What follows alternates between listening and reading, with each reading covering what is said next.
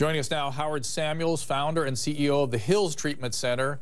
Howard, you're a well-put-together man now sitting in front of us, but you have a story to tell about your addicted past. How bad did it get? Oh, it was horrific. I started shooting heroin at 16, arrested the first time at 17. For possession? Or? For possession. Convicted felon at 19. What'd you do? For heroin and cocaine. Trafficking or? I was going to traffic, okay. Preparing to traffic. Yes, preparing to traffic.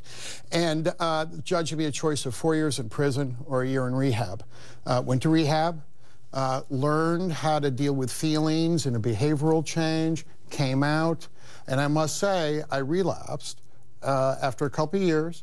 Slowly made my way back to cocaine, shooting heroin. Were you in the treatment profession at that point? No, or just out I was not. Yeah. You know, I was finding myself, but the drugs and alcohol were my drug of choice. And I finally got sober at 32. My family intervened. I went to a long-term treatment center. I was there for 2 years in treatment. I became a counselor for them for Phoenix House in New York, which is, you know, the world's largest treatment center, nonprofit. Worked for them for 2 years, and then I started to get into the treatment business 20 years ago. So across those 20 years, you must have seen stories not unlike what we hear with Sherry. Oh, absolutely. I mean, I would say this is right up there as far as the most tragic. Extreme, yeah. Extreme. I mean, just so sad. Yeah.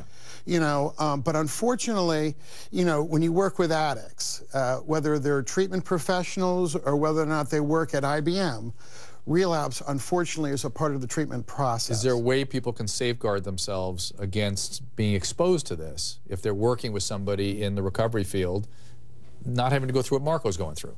Well, absolutely. I mean, you know, at the Hills Treatment Center, we UA people, we test people. The counselors. The counselors. Okay. Oh, I get tested. Right, and that's what these guys have been calling for, is that the counselors be tested. Oh, no, I get tested. So, I'm 28 years clean and sober. And you get tested. And I get tested. So that's a great point, is that this could happen to you. You could walk out of here and use no problem. Absolutely. And if you didn't have that testing, that'd be a piece of the structure that you needed taken away. Absolutely. All right, interesting. Let's go to Andrew in Colorado. Andrew? Yeah, a little over 5 years ago. Oh, I can't hear Andrew. We're going to have to move on. How about the breathalyzer proposition? Do you think that's well, you know, I love breathalyzing every American in the country.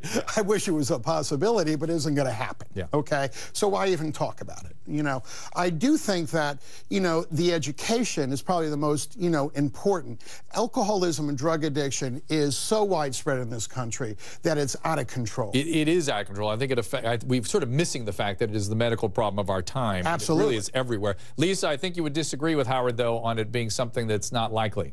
Well, you'd be surprised at how good the technology is and how many states are now requiring first-time offenders to have it for 12 months and how effective it is. And so as we all continue to use it, as first-time offenders and second-time offenders are ordered to use it, and the R&D continues, it is foreseeable. Most people in the industry feel that it is foreseeable that eventually, maybe 10 years out, that it will be standard in new cars that you will have to blow into a breathalyzer. Howard, you agree? Oh, totally agree. Totally agree with Lisa. Okay. If you're going to act out in such a horrific manner, you need to take responsibility. And if prison, you go to prison. I mean, this woman who was on your show who killed 2 people. Audrey, yes. Horrific. Yes. I mean, she's tortured for the rest of her life, but she had to pay the price by going to prison. I've had a lot of clients who have killed people in exactly this kind of situation, and they've all gone to jail, and believe me, that's helped them with their own guilt. How do you deal with the reluctant, the recalcitrant, the unwilling to capitulate? That's the conundrum in this disease. Right, and the work is knowing the danger signs before the individual relapses.